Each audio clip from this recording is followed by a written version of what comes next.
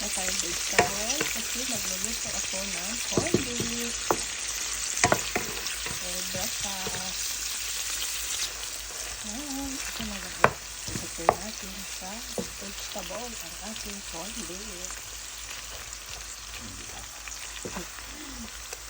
for breakfast.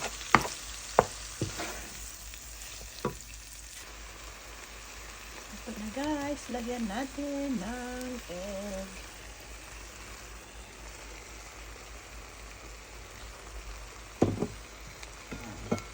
Sarap po kasi kapag mayroong ganyan ang ating corned beef.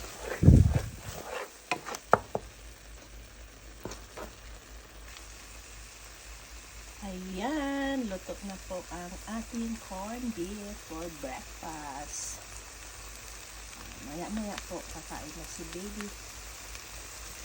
And thank you guys for watching. Have a nice day everyone. God bless. Bye!